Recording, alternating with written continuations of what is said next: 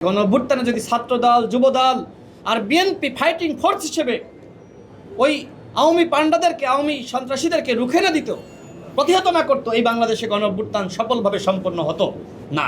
দেখেন, অতীতে আমাদের দেশনেত্রী বেগম খালেদা জিয়াকে প্রস্তাব দেওয়া হয়েছিল যে ভারতের কথা মতো চলতে হবে, ভারতের সাথে নতজানু পররাষ্ট্রনীতি যদি করতে পারেন তাহলে আমরা আপনাদেরকে সমর্থন দেব। আমাদের মাননীয় প্রধানমন্ত্রী কি বলেছিলেন?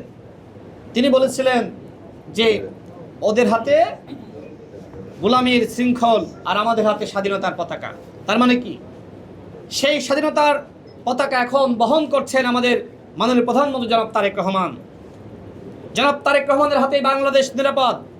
এই মুহূর্তে আর দ্বিতীয় কোনো ব্যক্তির হাতে বাংলাদেশ নিরাপদ নয়। আমি মাননীয় প্রধানমন্ত্রীর সাথে বেশ অনেক আগে থেকেই কাজ করি, যে কারণে আমি তাকে চিনি, জানি, তার সাথে আমার অনেক কাজ করার অভিজ্ঞতা আছে। তিনি সেই সময় নির্বাসিত জীবনে লন্ডনে ছিলেন।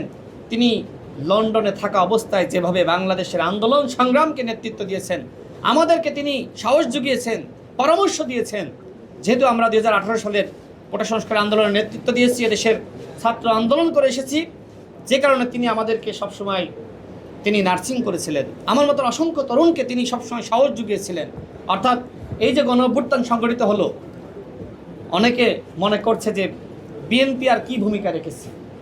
আমি এতটুকু বলতে চাই, গণঅভ্যুত্থানে যদি ছাত্রদল, যুবদল আর বিএনপি ফাইটিং ফোর্স হিসেবে ওই আওয়ামী পান্ডাদেরকে, আওয়ামী সন্ত্রাসীদেরকে রুখে না দিত, প্রতিহত না করতো, এই বাংলাদেশে গণঅভ্যুত্থান সফলভাবে সম্পন্ন হতো না।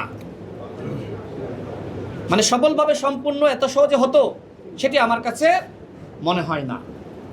সুতরাং আমি এতটুকুই বলতে চাই, আজকে যারা ক্রেডিট নিয়ে কারাকারি করছেন, আমি একটি রাষ্ট্রীয় অনুষ্ঠানে অতিথি ছিলাম।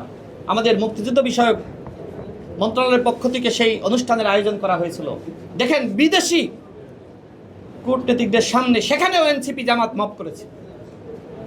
আজকে তারা মানে এক প্রকার নিরাপত্তা নিয়ে পুলিশ প্রটোকলে বিভিন্ন অনুষ্ঠানে যাচ্ছে এবং বিএনপির নেতৃবৃন্দকে, বিএনপির জনপ্রতিনিধি এমপিদেরকে গালিগালাজ করছে আর বিভিন্ন রাষ্ট্রীয় অনুষ্ঠানে মাফ করছে। অর্থাৎ জামাত এবং এনসিপি পরপর 2 বার মাফ করেছে। আমরা সেই অন্তর্বর্তীকালীন সরকারের সময় তাদের মাফ দেখেছি। এখন সরকারকে ব্যর্থ করার জন্য আমরা দেখতে পাচ্ছি কখনো ডাক্তার শফিকুর রহমানের নেতৃত্বে মাফ, কখনো এনসিপির আহ্বায়ক নাহিদ ইসলামের নেতৃত্বে মাফ। আমি এতটুকুই বলে শেষ করব, আমি বিরোধী দলকে এই পরামর্শ দিব, আপনারা যদি এইভাবে একের পর এক মাফ সৃষ্টি করেন, এই সুযোগটা কিন্তু আওয়ামী লীগ নেবে।